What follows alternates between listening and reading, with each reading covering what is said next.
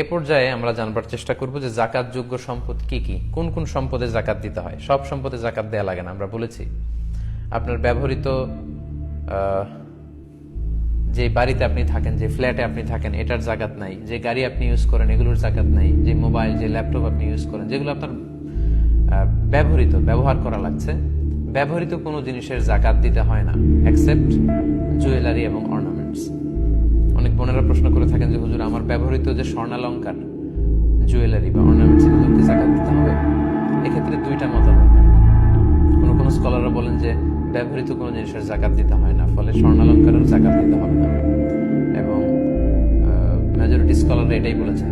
বাকি তিন মাযহাব, হানাফি মাযহাব ছাড়া বাকি তিন মাযহাবের স্কলাররা এটাই বলেছেন যে ব্যবহৃত স্বর্ণালঙ্কারের জাকাত দিতে হয় না। কিন্তু আল ইমাম আল আযম আবু হানিফা আলাইহি রাহমা, একমাত্র ওনার মত হচ্ছে যে ব্যবহৃত স্বর্ণালঙ্কারের জাকাত দিতে হবে। তো এই মাসআলার ক্ষেত্রে ইমাম আবু হানিফার মতটাই হচ্ছে রাজিহ কওল, এটার উপরই ফতোয়া, এবং এটাই খুব ভ্যালিড। কারণ স্বর্ণ এবং রৌপ্য এটা অন্যান্য ব্যবহৃত জিনিসের মতো নয়, এটা substitute of money, paper money, cash টাকার মতোই। এটাকে বাঙালেই স্বর্ণরৌপ্য দোকানে নিয়ে গেলে টাকা পাওয়া যায়, এটার মূল্য কমে না খুব একটা। সো আমার প্রিয় বোনেরা, যারা আপনারা অনেক সময় জিজ্ঞেস করেন যে ব্যবহৃত স্বর্ণালঙ্কারের জাকাত দিতে হবে কিনা, জি দিতে হবে। যদিও বাকি তিন মাযহাবের মতামত হচ্ছে যে দেয়া লাগবে না, শুধু ইমাম আল আযম আবু হানিফা রাহিমাহুল্লাহ উনি বলেছেন দিতে হবে। উনার মতটাই গ্রহণযোগ্য এবং এটাই সবচেয়ে ভ্যালিড। কারণ এ ব্যাপারে এমন কিছু হাদিস পাওয়া যায় যে হাদিসগুলোর আলোকে আমরা বুঝতে পারি যে যদিও ব্যবহৃত স্বর্ণালঙ্কার, তারপরও এটার জাকাত দিতে হবে। কারণ শরিয়ত তো একটা স্ট্যান্ডার্ড বেঁধে দিয়েছে। বোনদেরকে বলছি, বোনরা যারা শুনছেন, আপনার যদি পাঁচ ভরি গহনা থাকে বা 5 ভরি স্বর্ণের গহনা থাকে, আপনার তো জাকাত দেওয়া লাগবে না। 6 ভরিও যদি থাকে দেওয়া লাগবে না। 7.5 ভরি মানে 85 গ্রাম, এটা একটা স্ট্যান্ডার্ড, তার মানে হিউজ পরিমাণ আপনার আছে, তখন আপনি জাকাত দিবেন। এক্ষেত্রে আমরা সুনানে আবু দাউদের কিছু হাদিস উল্লেখ করতে পারি। আম্মা জান আয়েশা রাদিয়াল্লাহু তাআলা আনহার হাতে বা আঙ্গুলে আংটির মতো কিছু রূপার তৈরি গহনা ছিল। আল্লাহ রাসূল সাল্লাল্লাহু আলাইহি ওয়াসাল্লাম দেখে বললেন, আয়েশা তুমি কি এটার জাকাত দিয়েছো? আম্মা জান আয়েশা বললেন, না দেইনি, এটা আপনার কাছে আমার সৌন্দর্য বাড়ানোর জন্য আমি এটা ব্যবহার করছি, এটার জাকাত দেইনি। আল্লাহ রাসূল সাল্লাল্লাহু আলাইহি ওয়াসাল্লাম বললেন, হাসবুকি ফিন্নার, তোমাকে জাহান্নামে নিতে এই অলংকারটাই যথেষ্ট, এই রূপার অলংকারটাই। তো তখন কিন্তু আয়েশা রাদিয়াল্লাহু তাআলা আনহা হাতে পড়েছিলেন ওই আংটিটা। তাহলে এই হাদিস থেকে বোঝা যায় যে ব্যবহৃত স্বর্ণালঙ্কারের জাকাত দিতে হবে। আরেকটি হাদিস যেটিও সুনান আবু দাউদে এসেছে, এক সাহাবী নারী আল্লাহ রাসূল সাল্লাল্লাহু আলাইহি ওয়াসাল্লামের কাছে আসলেন তার মেয়েকে নিয়ে। মেয়ের হাতে 2টা স্বর্ণের চুড়ি ছিল, 2টা ব্রেসলেট মেড অফ গোল্ড। আল্লাহ রাসূল সাল্লাল্লাহু আলাইহি ওয়াসাল্লাম বললেন, জাকাত দিয়েছো? সে বলল, না জাকাত দেয়নি। আল্লাহ রাসূল সাল্লাল্লাহু আলাইহি ওয়াসাল্লাম বললেন, তাহলে তুমি কি পছন্দ করো যে এই স্বর্ণের চুরির বিপরীতে জাহান্নামের 2টা আগুনের চুরি তোমার হাতে পরিয়ে দেওয়া হবে? তাৎক্ষণিক মহিলাটি ভয় পেলেন এবং বললেন, খুলে আল্লাহ রাসূলকে দিয়ে দিলেন, বললেন, আল্লাহ এবং আল্লাহ রাস্তায় এটা আমি দিয়ে দিলাম। তো তার মেয়েও কিন্তু তখন পরিহিত ছিল। তার মানে ব্যবহৃত স্বর্ণ এবং অলংকারের যে জুয়েলারি অর্নামেন্টসের কথা আমরা বলি, এটা যদি গোল্ডের হয় এবং সিলভারের হয় তাহলে আপনার জাকাত দিতে হবে আমার প্রিয় বোনেরা। যদি সেটা নিসাবকে ক্রস করে এবং জাকাতের যে শর্তগুলো আপনাকে আমরা শোনালাম, আপনাকে জাকাত দিতে হবে, আপনি এটার জাকাত দিয়ে দেন।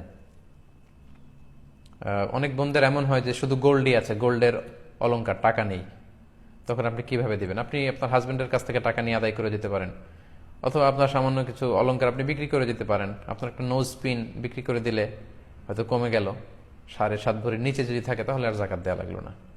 আশা করি এই মাসালাটি আপনাদের কাছে ক্লিয়ার হয়েছে। এবার খুব গুরুত্বপূর্ণ একটা পয়েন্ট নিয়ে আমরা কথা বলবো, সেটা হচ্ছে জাকাত যোগ্য সম্পদ কি কি। সব সম্পদে জাকাত আসে না, আপনার ব্যবহৃত জিনিসপত্রের উপর জাকাত আসে না।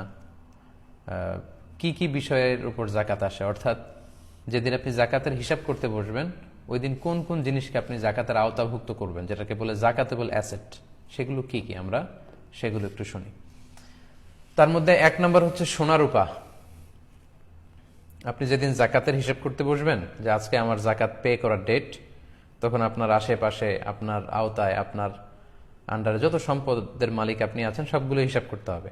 তখন আপনি প্রথমে হিসাব করবেন যে আপনার সোনা রূপা আছে কিনা, ইন এনি ফর্ম, যে কোনো ফর্মে, স্বর্ণ বা রৌপ্য যদি জুয়েলারি আকারে থাকে সেটা হিসাব করবেন। বার থাকে গোল্ডের অনেকের কাছে, বিস্কিট, 999 বার, অর্থাৎ একেবারে দ্য ফাইনেস্ট গোল্ড, 24 ক্যারেটের গোল্ড দিয়ে বার তৈরি করা হয় বিস্কিট, এগুলো অনেকের কাছে থাকে, এটার পুরো দাম হিসাব করতে হবে।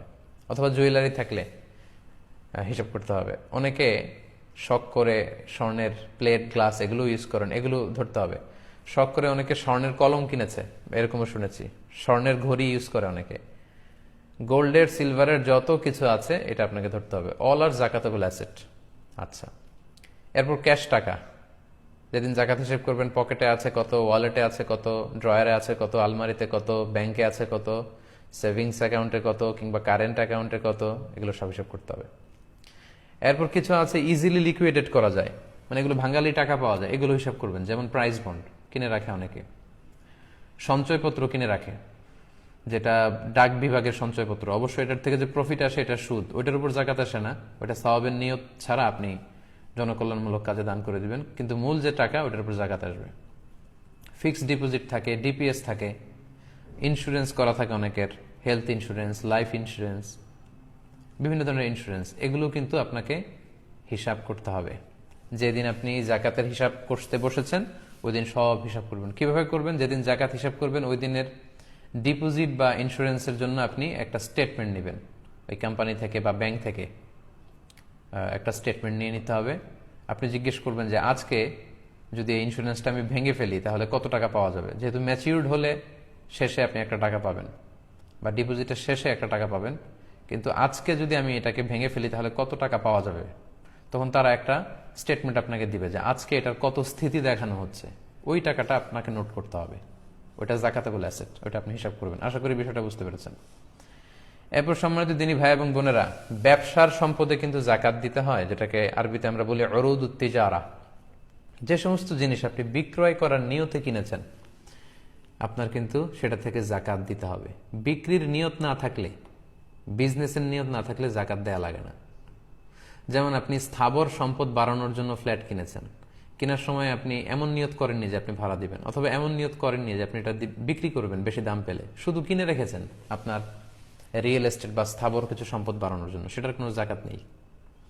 অথবা জমি কিনে রেখেছেন, মশালাটা খুব ভালো করে বুঝতে হবে। জমি কিনে রেখেছেন কিংবা ফ্ল্যাট কিনে রেখেছেন স্থাবর সম্পত্তি বাড়ানোর জন্য, এটা দিয়ে বিজনেসও করতে চান না, এটা ভাড়াতেও খাটাতে চান না, সম্পদ এমনি পড়ে থাকবে, এটার উপর জাকাত আসে না।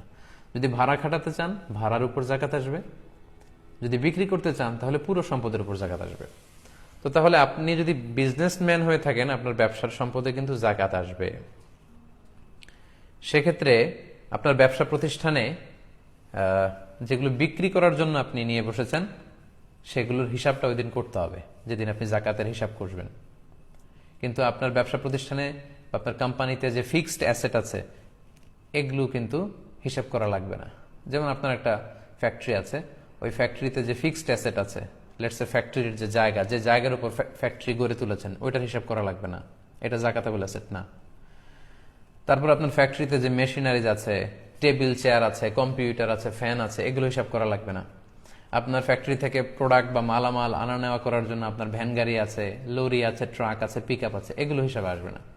বরং আপনার ফ্যাক্টরিতে যেটা আপনি উৎপাদন করে বিক্রি করেন ওই পণ্য কি পরিমাণ আছে, অথবা ওইটার র ম্যাটেরিয়াল কি পরিমাণ আছে, এগুলো হিসাব করতে হবে।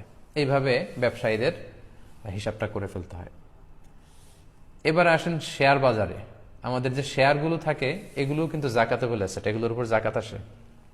অর্থাৎ আপনি যেদিন জাকাতের হিসেব করবেন ওই দিন আপনার শেয়ারের হিসাব করবেন। শেয়ার দুই ধরনের হয়, একটা হচ্ছে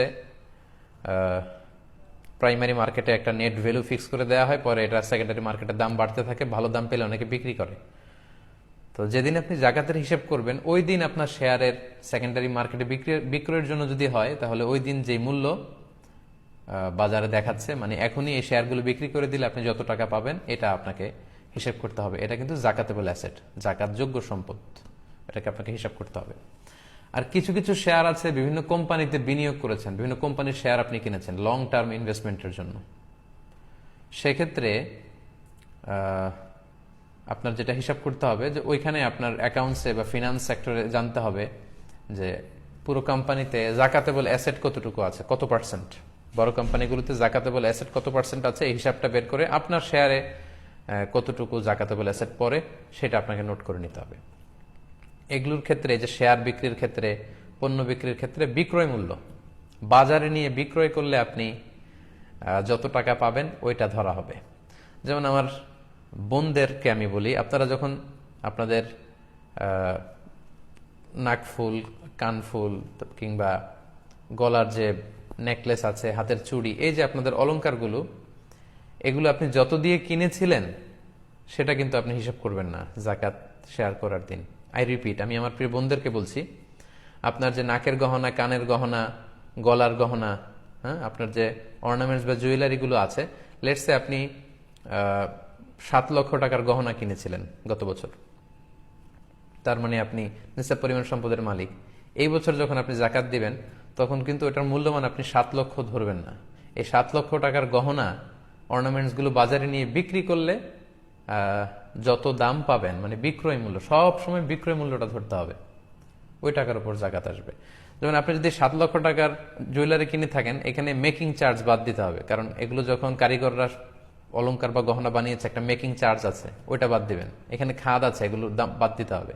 তো সাধারণত আপনি গহনা নিয়ে যদি বাজারে বিক্রি করতে যান, তারা মূল দামের 20% কেটে রেখে দেবে, 20% বাদ দিয়ে বাকি দামটা আপনাকে দিবে। ওই দামটার 2.5% আপনি জাকাত দিবেন।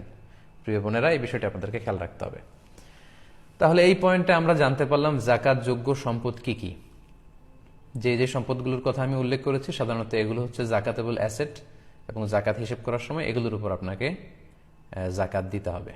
এবং যেদিন আপনি জাকাত হিসেব করবেন সেদিন এগুলোর উপর আপনাকে জাকাত আদায় করে দিতে হবে।